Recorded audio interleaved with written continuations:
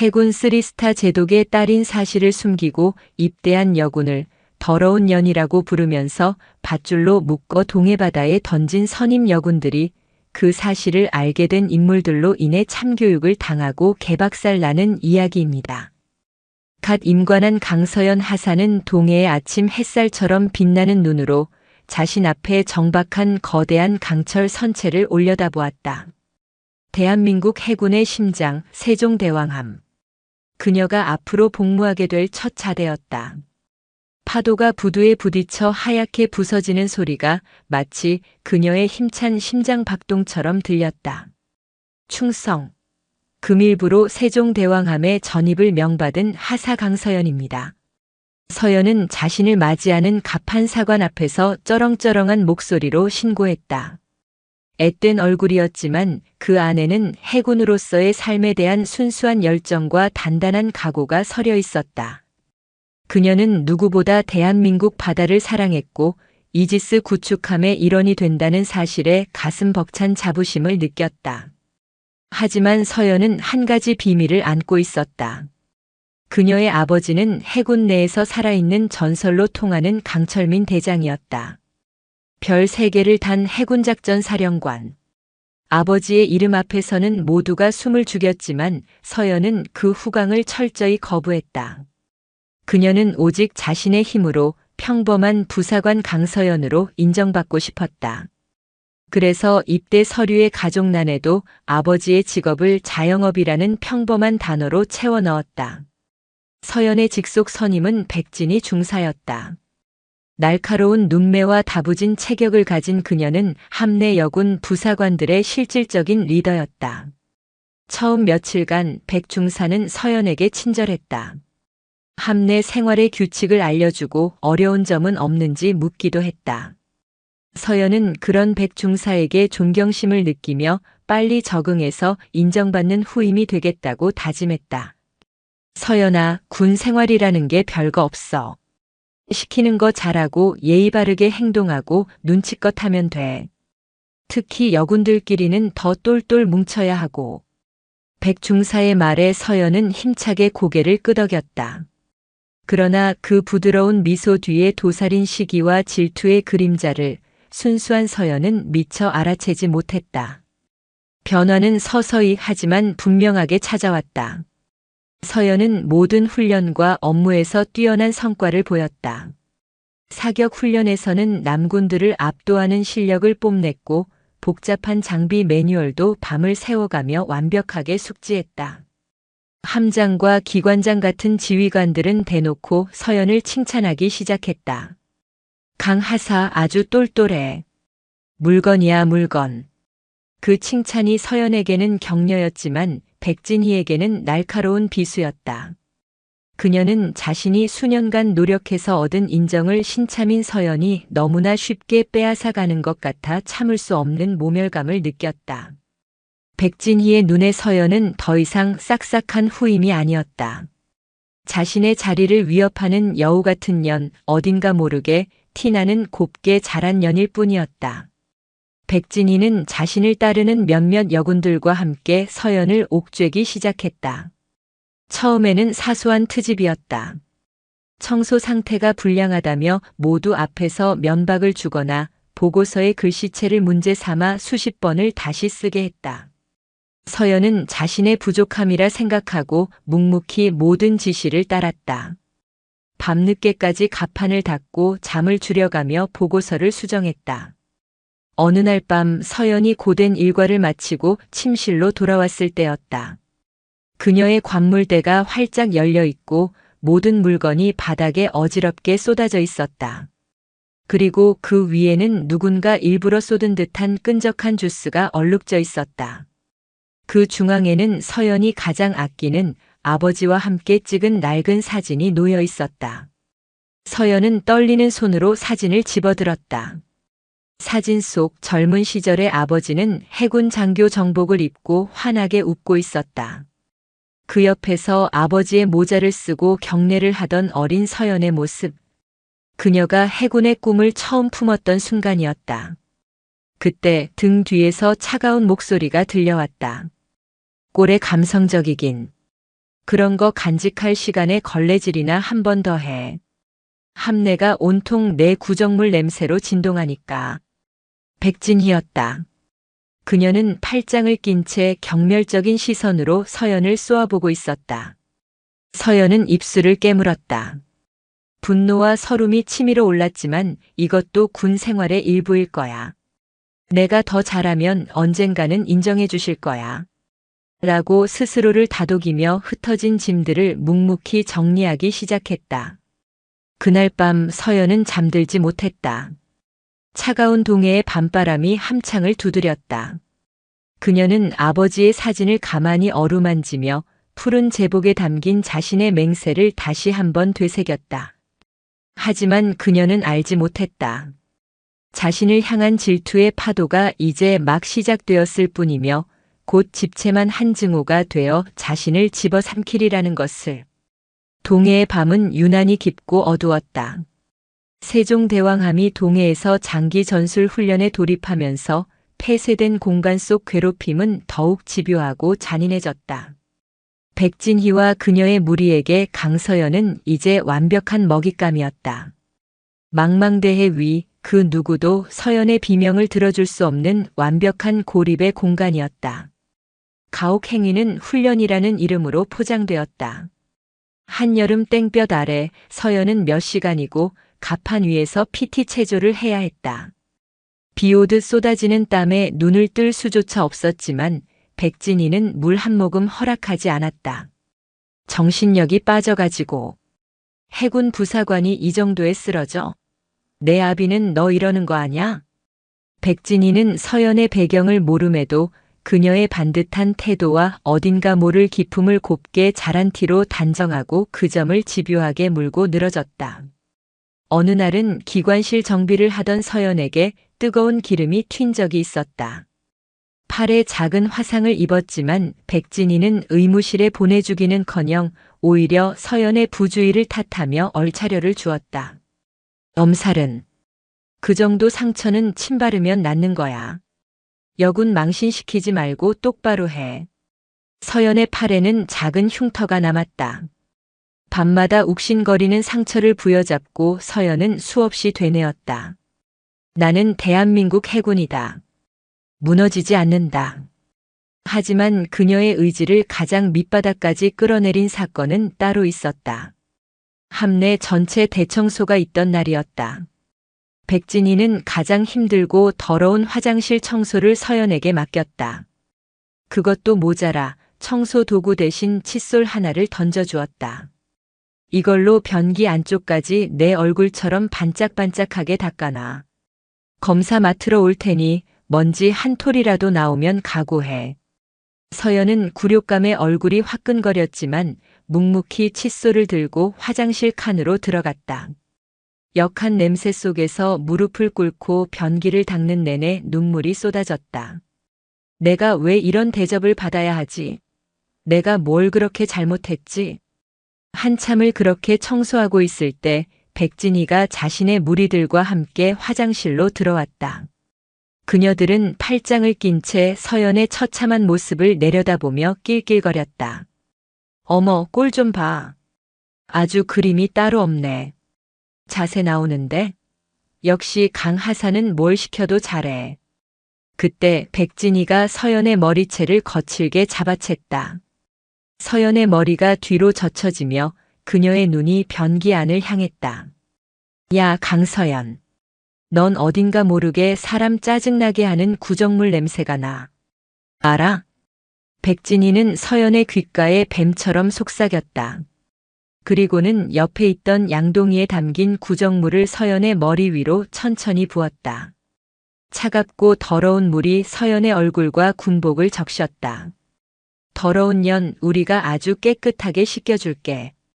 백진희의 입에서 나온 그 말은 서연의 심장에 칼날처럼 박혔다. 더러운 년. 그 한마디가 그녀의 자존심과 인격을 산산조각 냈다. 주변에서는 역겨운 비웃음 소리가 파도처럼 밀려왔다. 서연은 아무런 저항도 하지 못했다. 그저 더러운 물에 흠뻑 젖은 채 텅 빈 눈으로 바닥만 내려다볼 뿐이었다. 그날 이후 더러운 년은 서연의 또 다른 이름이 되었다. 백진의 무리는 시도 때도 없이 서연을 그렇게 불렀고 그럴 때마다 주변의 다른 승조원들은 못 본 척 외면하거나 심지어 동조하며 웃기도 했다. 거대한 함선 안에서 서연은 완벽한 이방인이자 모두의 경멸과 조롱의 대상이 되어갔다. 서연은 몇 번이고 용기를 내어 상부에 보고하려 했다. 하지만 그럴 때마다 백진이는 귀신같이 알아채고 그녀를 막아섰다. 내가 감히 찌르려고 해? 어디 한번 해봐. 내 군 생활이 어떻게 끝나는지 내가 똑똑히 보여줄 테니까. 너 같은 년 하나 사회에 매장하는 거 일도 아니야. 협박과 함께 이어지는 폭행에 서연의 몸과 마음은 만신창이가 되어갔다. 푸른 바다를 동경했던 그녀의 눈은 어느새 빛을 잃고 동해의 깊은 심해처럼 어둡고 차갑게 가라앉아 있었다. 그녀는 매일 밤 아무도 없는 갑판에 나가 칠흑 같은 바다를 보며 생각했다. 차라리 저 바다에 빠지면 이 모든 고통이 끝날까? 하지만 그녀는 포기할 수 없었다. 아버지의 얼굴이 해군이 되겠다고 처음 맹세했던 어린 시절의 자신이 눈앞에 아른거렸다. 서연은 이를 악물었다. 살아남아야 한다. 어떻게든 버텨내서 저들의 죄를 세상에 알려야 한다. 그녀는 그날부터 모든 것을 기록하기 시작했다. 가혹 행위가 있었던 날짜와 시간, 장소, 그리고 그들이 뱉었던 모욕적인 말들까지. 작은 수첩에 꾹꾹 눌러 쓴 그 기록들은 언젠가 진실을 밝혀줄 유일한 무기였다. 그녀의 작은 관물대 깊숙한 곳에서 복수의 칼날이 조용히 벼려지고 있었다. 출항 3주째 세종대왕함은 동해의 거친 파도를 가르며 북상하고 있었다. 기상 악화로 파고는 점점 높아졌고 함선은 요람처럼 위태롭게 흔들렸다. 이런 날이면 갑판 출입은 엄격히 통제되었지만 백진이에게는 오히려 절호의 기회였다. 그날 밤 당직 근무를 마치고 녹초가 된 서연에게 백진이가 다가왔다. 평소의 날카로운 표정 대신 기묘하게 누그러진 얼굴이었다. 강하사, 잠깐 나 좀 보자. 갑판으로 나와. 불길한 예감이 서연의 등골을 스쳤지만 거부할 수는 없었다. 서연이 묵묵히 그녀의 뒤를 따르자 백진희의 무리들이 어느새 서연의 앞뒤를 에워쌌다.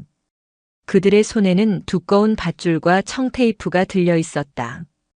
오늘 밤 특별 정신 교육을 좀 해야겠다. 내 그 더러운 정신머리를 이 동해의 차가운 물로 확 씻어내야겠어. 백진희의 눈이 광기로 번뜩였다. 서연은 뒷걸음질 쳤지만 이미 퇴로는 막힌 후였다. 건장한 여군들이 순식간에 서연을 덮쳤다. 그녀는 필사적으로 저항했지만 수적 열세를 이길 수는 없었다. 입은 청테이프로 막히고 손과 발은 굵은 밧줄에 꽁꽁 묶였다. 서연은 비명을 질렀지만 집채만 한 파도 소리와 미친 듯이 울부짖는 바람 소리에 묻혀버렸다. 그녀들은 서연을 질질 끌고 통제구역인 함수 갑판 끝으로 향했다. 칠흑 같은 어둠 속 성난 파도가 금방이라도 함선을 집어삼킬 듯이 포효하고 있었다. 야, 강서연. 마지막으로 할 말은 없냐? 백진이가 서연의 얼굴에 붙은 청테이프를 거칠게 떼어냈다. 입술이 찢어지는 고통과 함께 서연은 가쁜 숨을 몰아쉬며 애원했다. 제발 살려주세요. 제가 잘못했습니다. 뭐든지 다 하겠습니다. 잘못? 내가 뭘 잘못했는데? 넌 태어난 게 잘못이야. 내 존재 자체가 역겹다고. 백진희는 차갑게 내뱉으며 서연의 뺨을 후려쳤다. 그리고는 다른 이들에게 눈짓했다. 그들은 밧줄에 묶인 서연의 몸을 난간 너머로 들어올렸다. 서연의 몸이 허공에 대롱대롱 매달렸다. 발밑으로는 칠흑 같은 심연이 입을 벌리고 있었다. 더러운 년, 이제 깨끗하게 씻을 시간이야. 그 말을 끝으로 백진이는 서연의 몸을 묶은 밧줄을 잡고 있던 손을 놓아버렸다. 안 돼. 서연의 마지막 절규는 포효하는 파도 속으로 흔적도 없이 사라졌다. 차갑고 육중한 바닷물이 순식간에 그녀의 온몸을 덮쳤다. 숨이 턱 막히고 온몸의 감각이 마비되는 듯한 극심한 고통이 밀려왔다. 몸은 밧줄에 묶여 있어 조금도 움직일 수 없었고 거친 파도는 그녀를 장난감처럼 이리저리 내던졌다. 멀어져가는 세종대왕함의 불빛을 보며 서연의 의식은 점점 희미해져 갔다. 아버지 죄송해요. 마지막으로 떠오른 것은 아버지의 얼굴이었다. 자신을 얼마나 자랑스러워했던가. 그런 아버지에게 불효를 저지르고 이렇게 허무하게 죽는구나. 억울함과 슬픔에 눈물이 쏟아졌지만 그 눈물은 이미 거대한 동해의 일부가 되어버렸다. 그렇게 서연의 의식이 심연 속으로 완전히 가라앉으려던 바로 그 순간이었다. 어둠 속에서 희미한 빛이 깜빡이는 것이 보였다. 처음에는 죽기 직전에 보는 환상이라고 생각했다. 하지만 빛은 점점 더 선명해졌다. 그것은 그네에서 조업 중이던 작은 오징어잡이 배의 집어등이었다. 배에 타고 있던 늙은 선장의 눈에 파도 사이로 무언가 떠오르는 것이 우연히 포착되었다. 처음에는 부유물인 줄 알았지만 직감적으로 무언가 이상함을 느낀 선장은 배의 방향을 그쪽으로 돌렸다. 저거 사람 아니요? 선장의 외침에 다른 선원들이 달려나왔다. 그들의 눈에 들어온 것은 밧줄에 묶인 채 의식을 잃고 표류하는 해군 군복 차림의 여성이었다. 빨리 건져 올려. 선원들은 황급히 서연을 배 위로 끌어올렸다. 이미 숨은 멎어 있었고 차갑게 식은 몸은 미동조차 없었다. 하지만 늙은 선장은 포기하지 않았다. 그는 수십 년간 바다에서 익힌 경험으로 쉼없이 심폐소생술을 실시했다. 한편 세종대왕함에서는 백진이가 함장에게 보고하고 있었다. 강서연 하사가 함내 생활에 적응하지 못해 스스로 목숨을 끊은 것 같습니다. 유서로 추정되는 메모가 발견되었습니다. 그녀가 내민 것은 미리 위조해둔 가짜 유서였다. 모든 것이 그녀의 계획대로 완벽하게 흘러가고 있었다. 그녀는 이제 곧 성가신 존재가 사라진 평온한 일상으로 돌아갈 수 있으리라 생각하며 속으로 비웃었다. 하지만 그녀는 몰랐다. 그녀가 던져버린 진실이 동해의 작은 어선 위에서 기적적으로 다시 숨을 쉬기 시작했다는 것을. 그리고 그 기적은 곧 거대한 폭풍이 되어 그녀의 추악한 위선과 범죄를 남김없이 쓸어버릴 것이라는 사실을. 커헉. 늙은 선장의 끈질긴 노력 끝에 서연은 기적적으로 한 줌의 바닷물을 토해내며 희미한 숨을 되찾았다. 그녀의 눈이 힘겹게 떠졌다. 눈앞에는 낯선 어부들의 걱정스러운 얼굴과 여전히 폭풍우가 몰아치는 동해의 밤하늘이 펼쳐져 있었다. 살아남았다. 지옥 같은 심연 속에서 그녀는 살아 돌아왔다. 그리고 그 생존은 이제 막 시작될 거대한 복수의 서막이었다. 속초의 한 종합병원 응급실은 폭풍우를 뚫고 실려온 환자들로 아수라장이었다. 그 한가운데 해군 전투복을 입은 채 사경을 헤매는 강서연이 있었다. 저체온증과 과다한 염수 흡입으로 인한 폐부종, 밧줄에 쓸려 살점이 뜯겨 나간 손목과 발목. 그녀의 몸은 그날 밤 동해의 잔혹함을 고스란히 새기고 있었다. 의료진의 필사적인 사투 끝에 서연은 간신히 생명의 끈을 붙잡았다. 중환자실로 옮겨진 그녀는 며칠 밤낮으로 악몽에 시달렸다. 자신을 집어삼키려던 칠흑 같은 파도와 더러운 연이라며 비웃던 백진이의 얼굴이 교차하며 나타나 그녀의 잠을 물어뜯었다. 때로는 발작적으로 몸을 떨었고 의미를 알 수 없는 비명을 지르다 깨어나기도 했다. 그녀의 영혼은 여전히 차가운 심해에 갇혀 있었다. 병원은 신원 확인 후 서류에 적힌 비상 연락처로 전화를 걸었다. 강철민 자영업. 전화를 받은 것은 강철민 대장의 부관이었지만 그는 수화기 너머로 들려오는 딸의 이름과 사고 소식에 순간 세상이 멈추는 것을 느꼈다. 몇 시간 후 병원 복도에 육중한 정적이 흘렀다. 요란한 경호나 수행원도 없이 낡은 민간 인용 점퍼 차림의 한 중년 남자가 중환자실을 향해 걸어오고 있었다. 바로 강철민 대장이었다. 그의 얼굴에서는 전장을 호령하던 제독의 위엄을 찾아볼 수 없었다. 오직 딸의 안위만을 걱정하는 평범하고 지친 아버지의 얼굴이 있을 뿐이었다. 유리창 너머 온갖 의료기기에 둘러싸여 가쁜 숨을 몰아쉬는 딸의 모습을 본 순간 강철민의 무릎이 허물어지듯 꺾였다. 해군에 입대하겠다는 딸을 대견해 하면서도 행여나 험한 일을 겪을까 노심초사했던 지난 날들이 스쳐 지나갔다.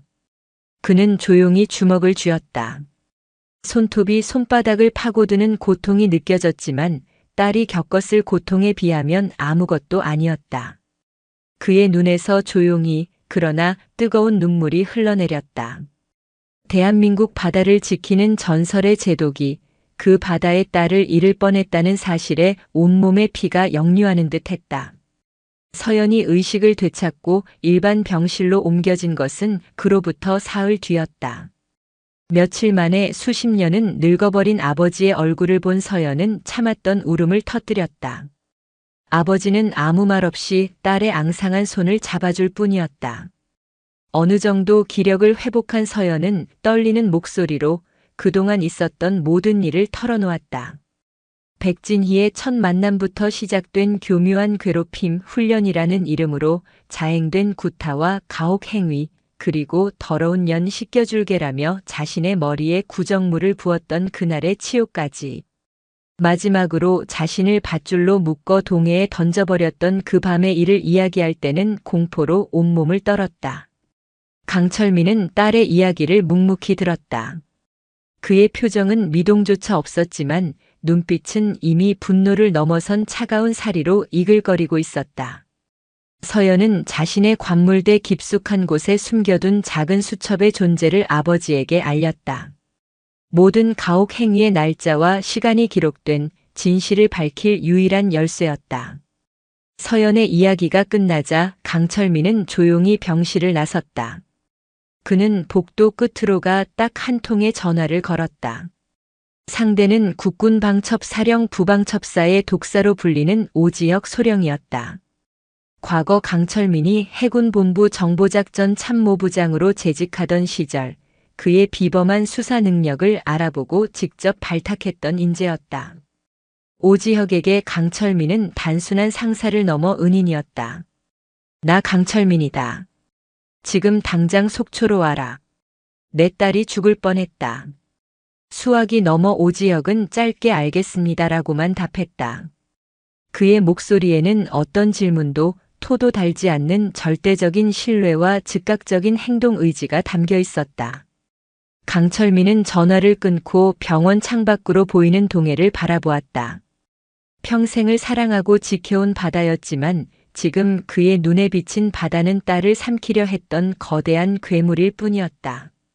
한편 세종대왕함은 동해 해상에서 원인을 알 수 없는 전투 체계 결함을 이유로 급히 동해항으로 귀향하라는 명령을 받았다.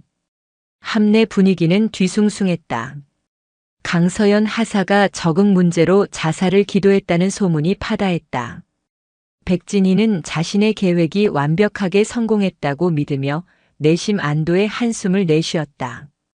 어설프게 위조한 유서도 몇몇 동조자들의 입막음도 완벽했다. 그녀는 곧 이 지긋지긋한 사건이 단순 자살로 종결되고 자신의 군 생활은 아무런 흠집 없이 계속될 것이라 확신했다. 하지만 그녀가 동해항 부두에 발을 내딛는 순간 그녀의 완벽한 시나리오는 산산조각 나게 된다. 항구에는 해군 헌병대가 아닌 날카로운 눈빛의 사복 요원들이 진을 치고 있었다. 국군 방첩 사령부의 수사관들이었다. 그리고 그들 맨 앞에는 마치 먹잇감을 발견한 독사처럼 차갑고 냉정한 눈빛의 오지혁 소령이 서 있었다. 폭풍우가 몰려오고 있었다. 그것은 정의의 심판을 알리는 거대한 태풍의 전조였다. 세종대왕함이 동해항에 닻을 내리자마자 오지혁 소령과 방첩사 수사팀은 한치의 오차도 없이 움직였다. 그들은 함선에 오르자마자 모든 승조원의 하선을 금지시키고 현장 보존 명령을 내렸다. 해군 지휘 계통을 모두 무시한 방첩사령관 직속의 명령이었다. 함장조차 이들의 갑작스러운 등장에 당혹감을 감추지 못했다. 지금부터 세종대왕함은 군사범죄 현장으로 간주 모든 통신과 이동을 통제한다. 전원 수사에 협조하기 바란다. 오지혁의 얼음장 같은 목소리가 함내 방송으로 울려 퍼졌다. 승조원들은 순식간에 공포에 휩싸였다. 백진희는 심장이 덜컥 내려앉았지만 애써 태어난 척했다. 단순 자살 미수 사건에 방첩사가 나설 리 없어. 뭔가 다른 일이 있는 걸 거야. 오지혁의 첫 번째 목표는 명확했다. 그는 수사관 2명과 함께 곧장 여군 침실로 향해 강서연의 관물대를 확보했다. 자물쇠를 절단기로 끊어내고 내부를 살피던 그의 눈에 매트리스 아래 깊숙이 숨겨진 작은 수첩이 들어왔다. 오지혁은 수첩을 펼쳐보았다. 그 안에는 날짜와 시간대별로 백진희 일당이 저지른 모든 가혹 행위와 폭언이 빽빽하게 기록되어 있었다. 마지막 장은 동해에 던져지기 바로 전날에 멈춰 있었다. 빙고. 오지혁의 입가에 희미한 미소가 걸렸다. 이것은 단순한 증거가 아니었다. 피해자가 목숨을 걸고 남긴 투쟁의 기록이자 앞으로 시작될 사냥의 완벽한 로드맵이었다. 곧이어 함내 회의실과 빈 격실들은 임시 신문실로 바뀌었다. 오지혁은 용의 선상에 오른 백진희와 그녀의 추종자 2명, 그리고 사건을 방관하거나 동조했던 수십 명의 승조원들을 철저히 분리시켰다. 그의 수사 방식은 치밀하고 잔혹했다. 그는 가장 심지가 약해 보이는 주변 인물들부터 공략하기 시작했다. 강서연 하사가 화장실에서 구정물을 뒤집어 썼을 때 넌 웃고 있었지? 왜 웃었나? 저는 그냥 분위기가 그래서. 분위기? 사람의 인격이 박살나는 걸 보면서 웃음이 나오던가. 당신은 공범이야. 가혹행위 방조 및 동조. 최소 징역 3년감이다. 하지만 지금이라도 사실대로 말하면 정상 참작의 기회를 주지. 오지혁은 교묘하게 죄책감을 자극하고 처벌에 대한 공포심을 극대화했다. 그의 심리전에 말려든 승조원들은 하나둘씩 무너지기 시작했다. 백진의 중사가 시켰습니다. 저는 말리고 싶었지만 무서워서 그들이 강 하사를 더러운 년이라고 부르는 것을 들었습니다. 증언들이 쏟아져 나왔다. 다음은 백진희의 핵심 공범 2명이었다. 오지혁은 그들을 각각 다른 방에서 동시에 신문했다. 그는 한 명에게 다른 한 명이 모든 것을 자백했다며 위조된 진술서를 보여주었다. 내 동료는 이미 다 불었어. 자기 혼자 살겠다고 너한테 모든 죄를 뒤집어 씌우고 있더군. 주범은 너고 자기는 그냥 옆에서 거들었을 뿐이라고. 이대로 가면 너 혼자 10년 이상 감방에서 썩게 될 거다. 거짓과 진실을 교묘하게 섞은 오지혁의 압박에 결국 공범 중 한 명이었던 하중사가 울음을 터뜨리며 모든 것을 자백했다.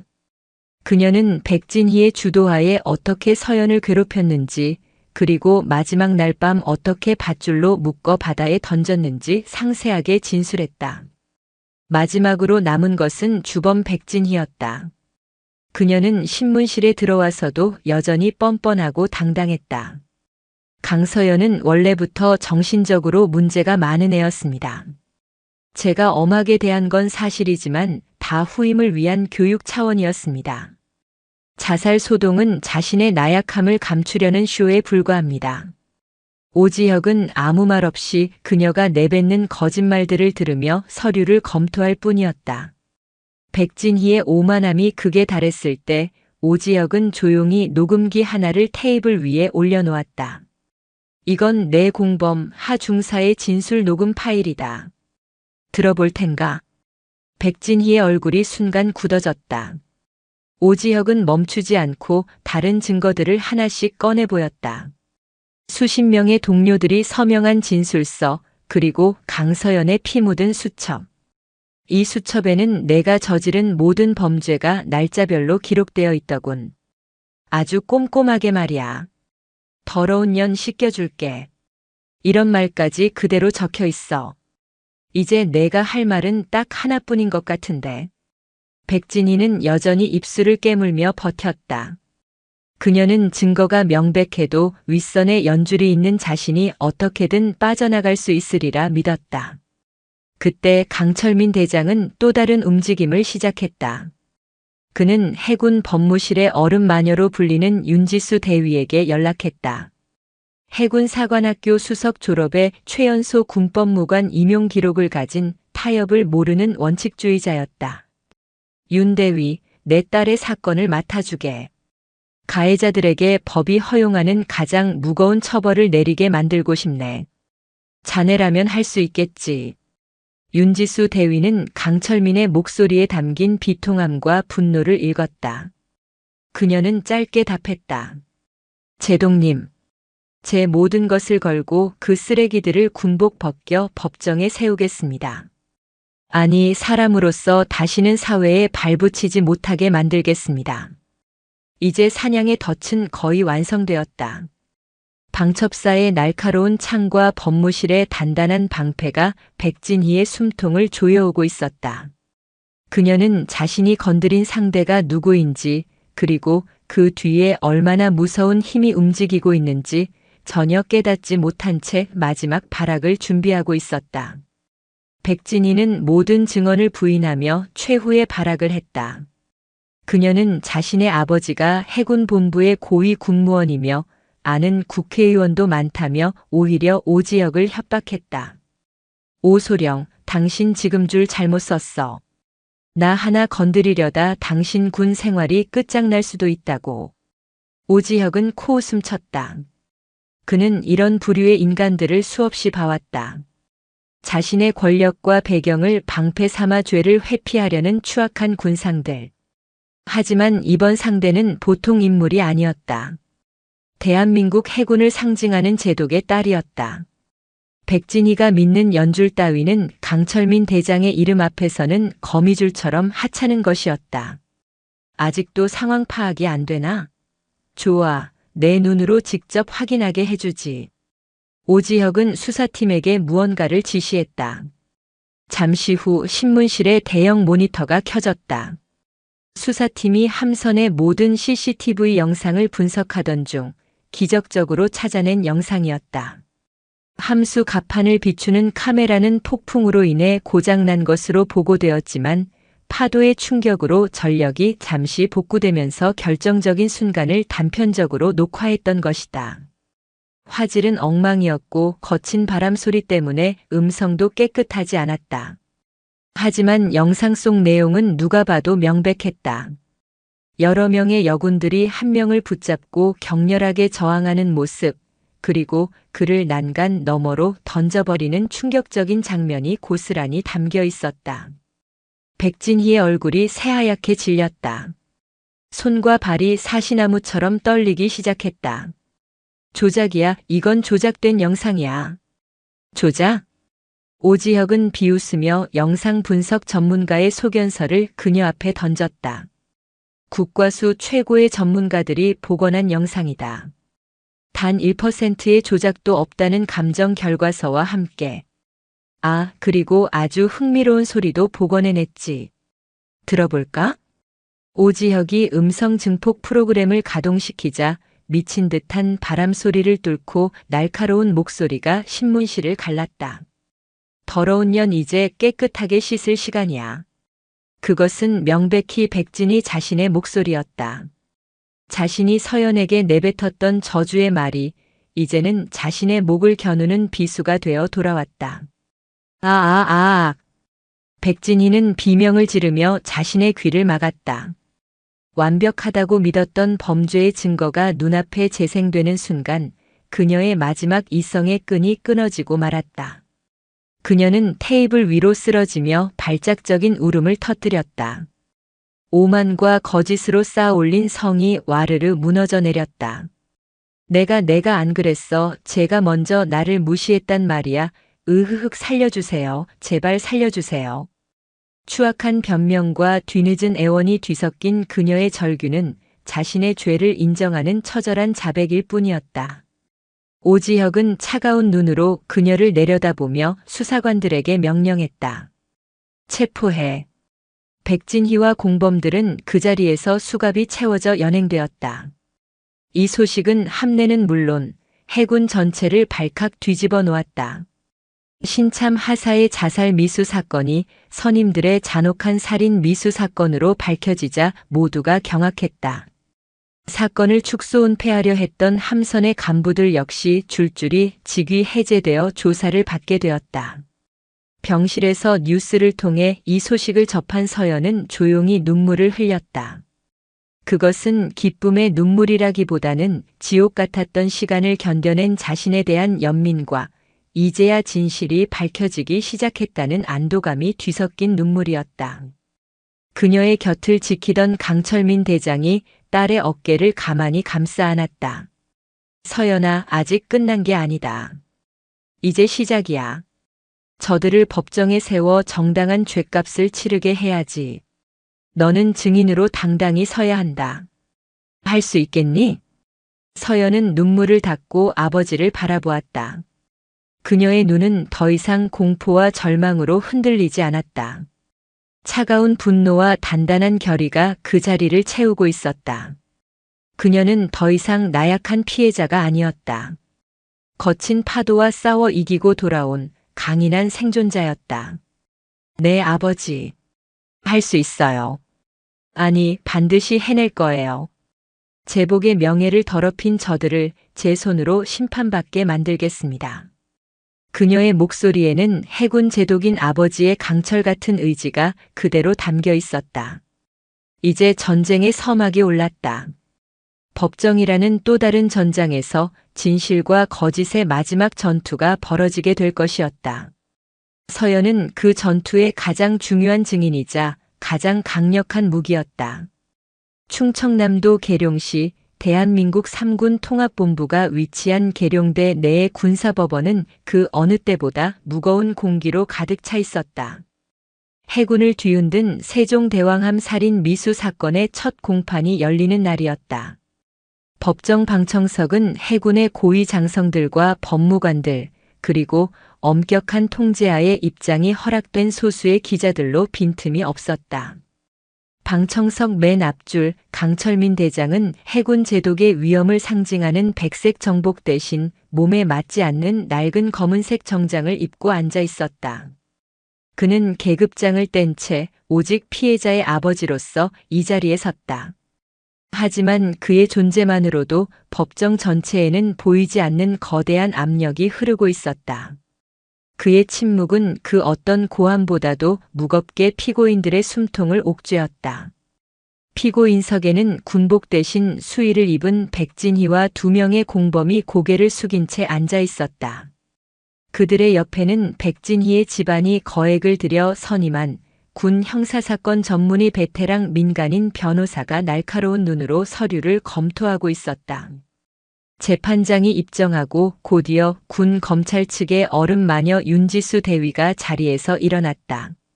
그녀의 목소리는 차분했지만 단어 하나하나에 강철 같은 힘이 실려 있었다. 존경하는 재판장님, 그리고 배석 판사님. 이번 사건은 단순히 선임이 후임을 폭행한 사건이 아닙니다. 윤지수는 피고인들을 경멸 어린 시선으로 한번 훑고는 말을 이었다. 이 사건은 대한민국의 영예를 수호해야 할 전투함 안에서 제복의 명예를 걸고 복무하는 한 군인의 인격과 생명을 무참히 짓밟은 군 조직의 근간을 뒤흔드는 반역 행위입니다. 검찰은 오늘 이 자리에서 피고인들이 저지른 추악한 범죄의 전모를 낱낱이 밝히고 이들이 다시는 신성한 군복을 입을 자격이 없는 사회의 암적인 존재임을 증명할 것입니다. 그녀의 모두 진술은 법정의 공기를 얼어붙게 만들었다. 반면 백진희의 변호인은 노련하게 반격에 나섰다. 그는 이번 사건을 과도한 군기 교육이 빚은 불행한 사고로 규정했다. 피해자 강서연 하사는 적응에 어려움을 겪는 소위 말하는 관심병사였습니다. 피고인 백진희 중사는 어떻게든 후임을 강하게 키워보려는 열정이 과했을 뿐 살해 의도는 결코 없었습니다. 이 사건은 강한 해군을 만들려는 선임의 충정과 이를 감당하지 못한 나약한 후임 사이에서 발생한 비극입니다. 변호인은 교묘하게 강서연의 나약함을 부각시키고 백진희의 행위를 충정으로 포장하려 했다. 진실을 왜곡하려는 그의 궤변에 강철민의 눈썹이 꿈틀거렸다. 곧이어 증인 신문이 시작되었다. 윤지수는 첫 증인으로 세종대왕함의 다른 승조원들을 차례로 불러냈다. 처음에는 백진희의 보복이 두려워 입을 열지 못했던 그들이었지만 방첩사의 철저한 수사와 신변 보호 약속에 용기를 얻어 증인석에 섰다. 백진희 중사는 수시로 강서연 하사에게 더러운 년이라는 폭언을 퍼부었습니다. 화장실 변기를 칫솔로 닦게 하는 것을 제 눈으로 똑똑히 보았습니다. 식판을 일부러 엎어버리고 모두 앞에서 음식을 핥아 먹으라고 모욕을 주기도 했습니다. 증언들이 이어질수록 방청석은 술렁였다. 백진희의 변호인은 증언의 신빙성을 문제 삼으며 사소한 시간과 장소의 착오를 집요하게 파고들었지만 수십 명의 입에서 쏟아지는 일관된 증언의 거대한 흐름을 막을 수는 없었다. 백진희가 함내에서 얼마나 잔혹한 폭군으로 군림했는지 그 실체가 적나라하게 드러나고 있었다.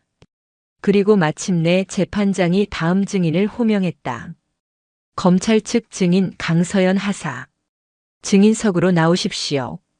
법정의 모든 시선이 출입문으로 향했다. 문이 열리고 빳빳하게 다려진 하사 정복을 입은 강서연이 모습을 드러냈다. 그녀의 얼굴에는 그늘 한 점 없었다. 트라우마에 시달리던 나약한 피해자의 모습은 온데간데 없었다. 그녀는 흔들림 없는 걸음으로 증인석을 향해 걸어갔다. 피고인석을 지날 때 그녀는 잠시 걸음을 멈추고 백진희를 똑바로 응시했다. 그 눈빛에는 공포가 아닌 차가운 결의와 서늘한 분노가 담겨 있었다. 백진희는 자신도 모르게 시선을 피했다. 서연은 증인석에 서서 오른손을 들고 또렷한 목소리로 선서했다. 양심에 따라 숨김과 보탬이 없이 사실 그대로를 말하고 만일 거짓말이 있으면 위증의 벌을 받기로 맹세합니다. 법정 안에 모두가 숨을 죽였다. 이제 지옥의 한가운데서 살아 돌아온 생존자의 입을 통해 그날 밤의 진실이 세상의 모습을 드러낼 시간이었다. 윤지수가 첫 질문을 던졌다. 증인. 그날 밤 동해의 바다에서 무슨 일이 있었는지 이 법정에서 상세히 증언해 주십시오.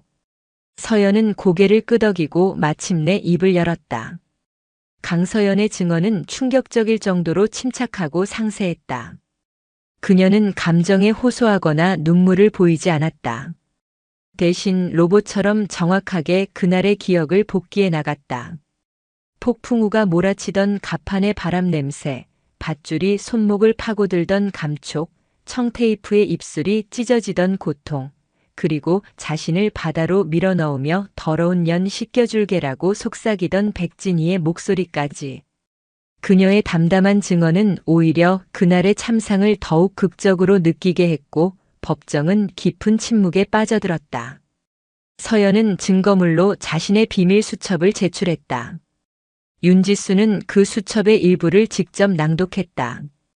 X월 X1. 전투와 발로 정강이를 걷어차임. 멍이 들었지만 아픈 티를 낼 수 없었다. X월 X1. 백중사가 내 부모님을 언급하며 가정교육도 못 받은 년이라고 모욕했다. X월 X1. 너무 힘들다. 하지만 포기할 수 없다. 언젠가 이 모든 것을 밝혀낼 것이다. 한 줄 한 줄 읽힐 때마다 백진희의 얼굴은 하얗게 질려갔다. 자신이 무심코 뱉었던 말과 행동들이 날짜와 시간까지 정확하게 기록되어 있다는 사실에 경악을 금치 못했다. 증언이 끝나자 백진희의 변호인이 반대 신문을 위해 일어섰다. 그는 서연을 무너뜨리기 위해 잔인한 심리전을 펼쳤다. 증인. 정말 대단한 기억력이군요. 하지만 혹시 선임의 정당한 지도를 피해망상에 사로잡혀 왜곡해서 기억하는 것은 아닙니까? 증인은 평소에도 함내 생활에 잘 적응하지 못해 동료들로부터 고립되어 있었다고 들었습니다. 외로움 때문에 이런 극단적인 거짓말을 하는 것 아닙니까? 변호인은 집요하게 서연을 정신적으로 문제가 있는 사람으로 몰아갔다. 그는 결정타를 날리기 위해 비웃음 섞인 목소리로 물었다. 그래서 해군 부사관이라는 사람이 고작 욕 몇 마디와 얼차려가 무서워서 그 거친 바다에 스스로 몸을 던져 자살 소동을 벌였다. 이 말입니까? 그것은 변호인의 결정적인 실수였다. 윤지수가 이의를 제기하기도 전에 서연이 차가운 목소리로 변호인의 말을 끊었다. 저는 자살을 시도하지 않았습니다. 명백한 살인 미수의 피해자입니다. 서연은 자리에서 일어나 재판관석을 향해 몸을 돌렸다. 그리고 우렁찬 목소리로 외쳤다. 재판장님, 부하를 밧줄로 묶어 폭풍우가 몰아치는 바다에 던져버리는 행위가 대한민국 해군에서는 정당한 지도 또는 욕 몇 마디로 통용됩니까? 만약 그렇다면 저는 오늘 당장 이 자리에서 군복을 벗겠습니다. 그녀의 외침은 법정 전체를 뒤흔드는 거대한 파문이 되었다. 한 하급 부사관이 판사석의 장성들을 향해 던진 군의 명예에 대한 준엄한 질문이었다. 재판관들의 얼굴이 굳어졌다. 변호인은 당황하여 얼굴이 붉어졌고 방청석에서는 술렁임이 터져나왔다. 그때 윤지수가 결정적인 증거를 꺼내들었다. 재판장님의 허가를 받아 다음 증거를 제출하겠습니다. 법정의 모든 스크린에 영상이 재생되었다.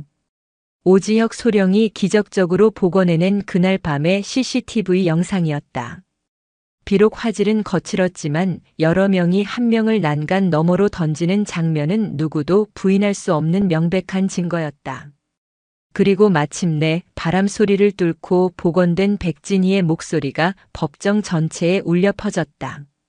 더러운 년 이제 깨끗하게 씻을 시간이야. 그 순간 백진희는 와르르 무너져 내렸다. 그녀는 피고인석에서 아니야. 아니야. 라고 비명을 지르며 발버둥 쳤다. 두 공범은 그 자리에 주저앉아 대성통곡하기 시작했다. 변호인은 망연자실한 표정으로 스크린을 바라보다 고개를 떨구었다. 게임은 끝났다. 과학적이고 명백한 증거 앞에서 모든 거짓과 변명은 힘을 잃었다. 오만했던 가해자들은 이제 법의 심판대 위에서 가장 비참하고 추악한 모습으로 발가벗겨졌다. 강서연은 그 모습을 흔들림 없는 눈으로 끝까지 지켜보았다. 그것은 그녀가 지옥의 바다에서 살아 돌아온 이유이자 그녀가 되찾아야 할 정의의 모습이었다. 재판은 예상보다 훨씬 빠르게 종결되었다. 결정적인 영상 증거 앞에서 변호인단은 사실상 변론을 포기했다. 윤지수 대위의 최종 논고는 한편의 경문과도 같았다. 존경하는 재판장님, 오늘 우리는 단순한 형사범들을 심판하는 것이 아닙니다. 우리는 군복 뒤에 숨어 인간의 존엄성을 파괴한 악마들을 단죄하는 것입니다. 이들에게 법이 허용하는 가장 엄중한 철퇴를 내려 다시는 이 땅의 군대에서 이와 같은 비극이 반복되지 않도록 만들어 주십시오. 이것은 피해자 강서연 하사 개인의 눈물이 아니라 썩어가는 군 기강을 바로 세우라는 국민의 준엄한 명령입니다. 마침내 선고의 순간이 왔다. 재판장은 판결문을 읽어내려갔다. 피고인 백진희, 살인 미수, 직권 남용 가혹 행위, 특수폭행 등 모든 혐의에 대해 유죄를 인정, 징역 25년을 선고한다. 동시에 대한민국 해군에서 영구히 파면한다. 징역 25년. 군사법원 역사상 유례를 찾기 힘든 중형이었다. 백진희는 판결을 듣는 순간 실신했고 방청석에 있던 그녀의 가족들은 오열하며 법정을 아수라장으로 만들었다. 공범들 역시 각각 15년과 10년이라는 중형을 선고받고 불명예 파면되었다. 판결이 끝나자 강서연은 조용히 눈물을 흘렸다. 길고 길었던 싸움이 끝났다는 안도감과 처참하게 무너져 끌려나가는 가해자들의 모습을 보며 느끼는 복잡한 감정이 뒤섞인 눈물이었다. 그때 강철민 대장이 다가와 딸의 어깨를 말없이 감싸주었다. 그의 눈에도 뜨거운 눈물이 고여 있었다. 이 판결은 대한민국 사회에 거대한 충격을 던졌다. 언론은 연일 제독의 딸 군내 부조리 희생양이라는 자극적인 헤드라인으로 사건을 대서특필했고 해군은 국민적 지탄의 대상이 되었다. 참모총장이 직접 대국민 사과를 했고 해군 전체에 걸쳐 전례 없는 규모의 특별 감찰이 시작되었다. 수많은 부조리가 추가로 적발되었고 수십 명의 간부들이 처벌받거나 군복을 벗었다. 강서연 한 사람의 용기 있는 투쟁이 거대한 조직을 변화시키는 기폭제가 된 것이다. 며칠 후 강철민 대장은 홀로 군 교도소로 향했다. 그는 제독의 신분이 아닌 피해자의 아버지 자격으로 백진희와의 특별 면회를 신청했다. 면회실에 들어선 백진희는 수척해진 모습으로 고개를 푹 숙이고 있었다. 강철민은 아무 말 없이 그녀의 맞은편에 앉았다. 한참의 침묵이 흐른 후 그가 조용히 입을 열었다. 내가 바다에 던져버린 내 딸의 이름은 강서연이다. 백진희는 아무런 반응이 없었다. 강철민은 말을 이었다. 그리고 내 이름은 강철민이다. 내가 그토록 경멸하고 짓밟았던 내 딸아이의 애비 되는 사람이지. 그 순간 백진희의 고개가 번쩍 들렸다. 그녀의 눈이 믿을 수 없다는 듯이 커졌다. 강철민. 해군이라면 그 이름을 모르는 사람이 없었다. 살아있는 전설 해군작전 사령관. 자신이 건드린 신참 하사가 바로 그 제독의 딸이었다는 사실을 깨닫는 순간 그녀의 얼굴에서 핏기가 사라졌다. 이제껏 자신이 믿었던 모든 것, 자신의 오만함과 어리석음이 얼마나 거대한 존재 앞에서 하찮았는지를 뼈저리게 깨달았다. 강철민의 목소리는 지극히 평온했지만 그 안에는 얼음보다 차가운 분노가 서려 있었다. 용서를 구하지 마라. 난 널 용서할 생각이 추호도 없으니까. 넌 내가 선고받은 25년 하루도 빠짐없이 감옥에서 보내게 될 거다. 그리고 그 시간 동안 매일 밤 내 딸의 얼굴을 떠올리며 내 죄를 곱씹어라. 그것이 내가 너에게 내리는 아버지로서의 사적인 심판이다. 그는 그 말만 남기고 자리에서 일어났다. 백진희는 그 자리에 얼어붙은 채 온몸을 부들부들 떨었다. 그녀는 이제야 자신이 저지른 죄의 무게가 얼마나 무거운지, 그리고 자신이 상대한 분노가 얼마나 깊고 거대한 것인지를 깨달았다. 그것은 사법적인 처벌보다 더 무서운, 영원히 지속될 정신적인 지옥의 선고였다. 그 같은 시각 서연은 자신을 구해준 어부들을 찾아갔던 속초의 바닷가에 서 있었다. 이제 그녀에게 동해는 더 이상 공포의 대상이 아니었다.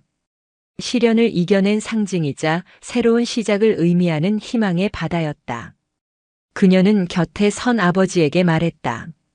아버지, 저는 세종대왕함으로 돌아갈 수 없을 것 같아요. 하지만 해군을 떠나지는 않겠습니다. 그녀의 눈은 그 어느 때보다 단단하게 빛나고 있었다. 제가 빠졌던 그 깊은 바닷속으로 이제는 제가 직접 들어가겠습니다. 다른 사람을 구하기 위해서요. 해난구조대 SSU에 지원하고 싶습니다. 트라우마의 공간을 사명의 공간으로 바꾸겠다는 딸의 결심에 강철민은 아무 말 없이 고개를 끄덕였다.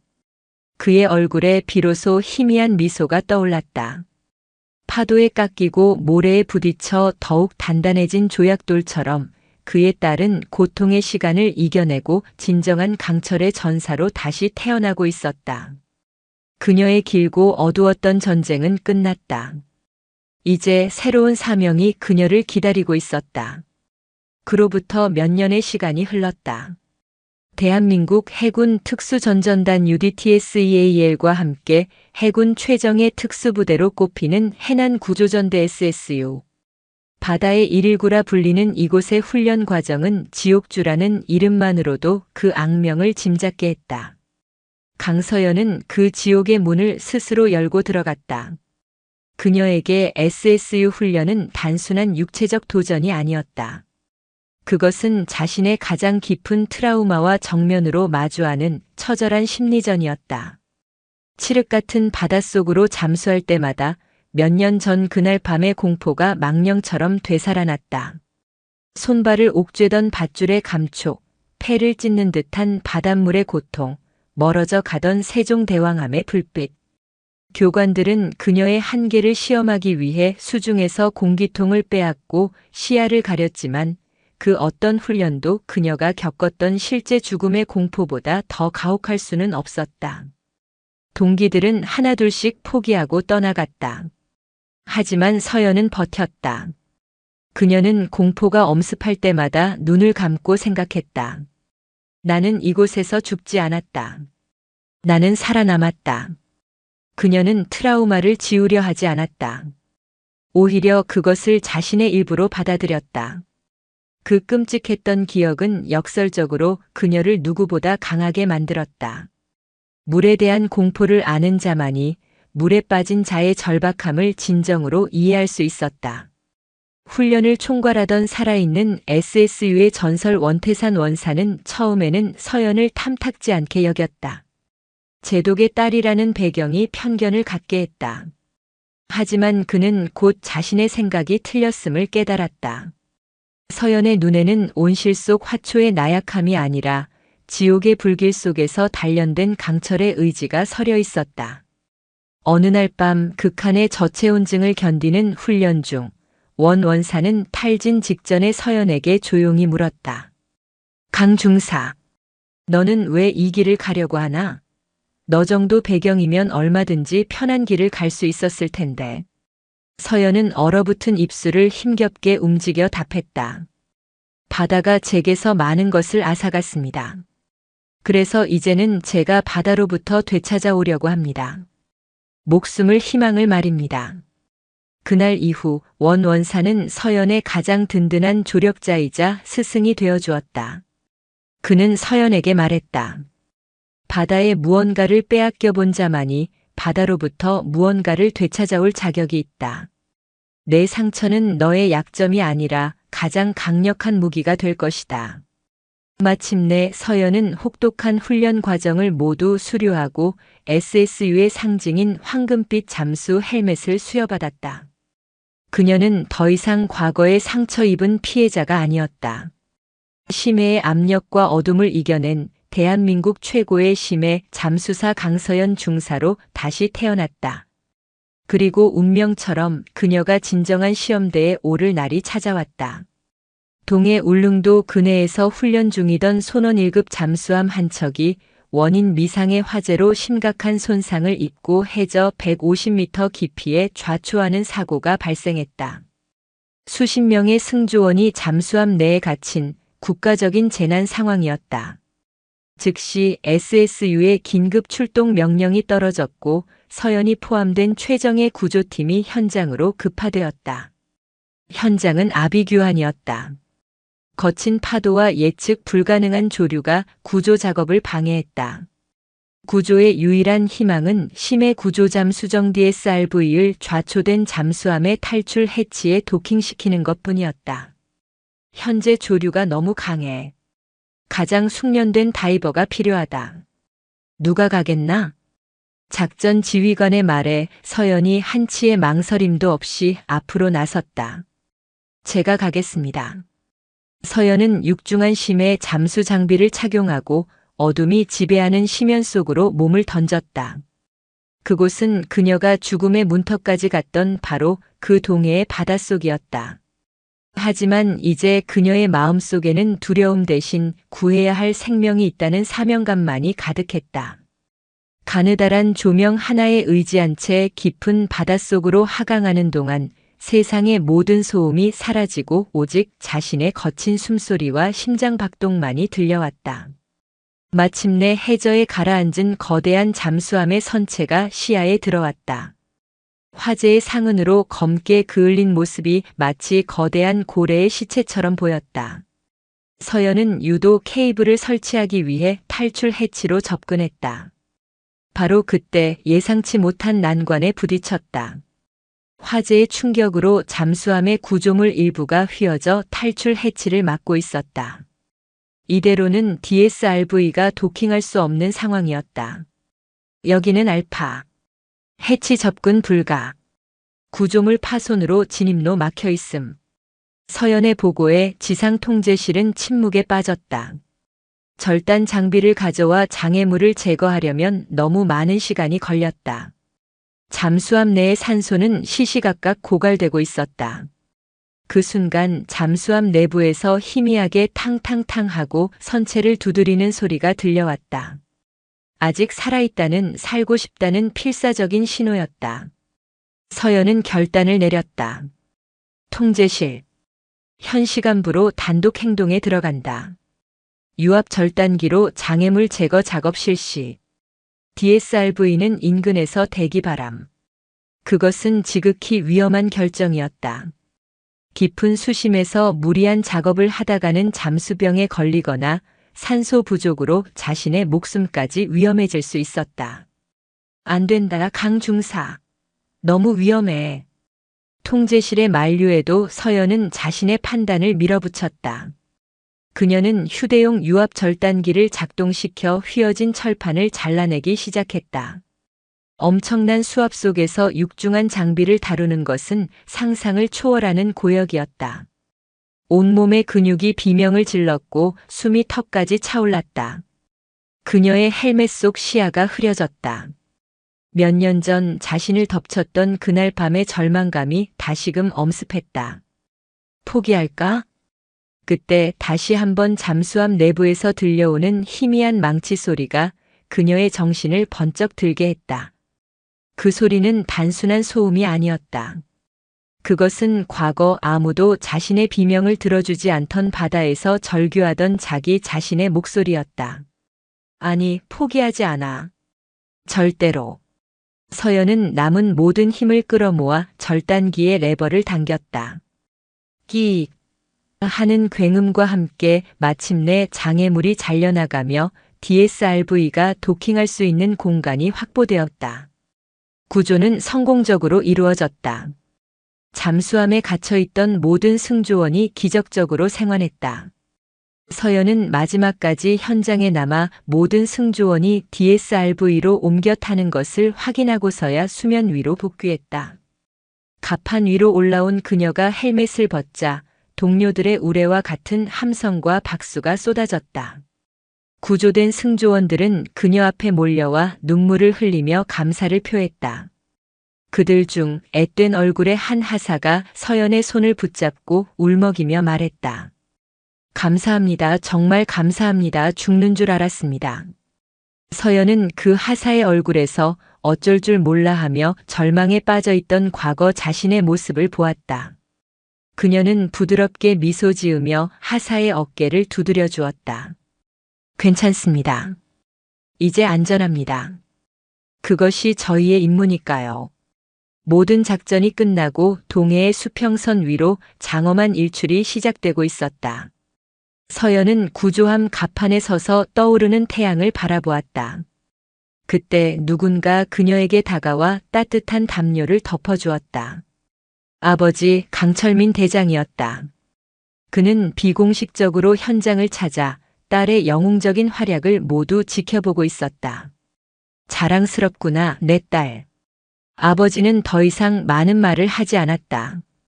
대신 자신의 제독 정복 가슴에 달려있던 지휘관 코인을 조용히 빼내어 서연의 손에 쥐어주었다. 그것은 아버지가 딸에게 줄 수 있는 최고의 찬사이자 존경의 표시였다. 서연은 아버지의 손을 마주잡고 떠오르는 태양의 눈부시게 반짝이는 바다를 바라보았다. 한때 자신을 죽음으로 몰아넣었던 공포의 심연은 이제 그녀를 통해 수많은 생명을 구원하는 희망의 무대가 되었다. 바다에 버려졌던 소녀는 이제 심해의 어둠을 밝히는 등불이 되었다. 그녀의 길고 어두웠던 복수는 끝났다. 그리고 그 자리에는 타인을 구원하는 것으로 비로소 완성된 그녀 자신의 빛나는 구원이 떠오르고 있었다.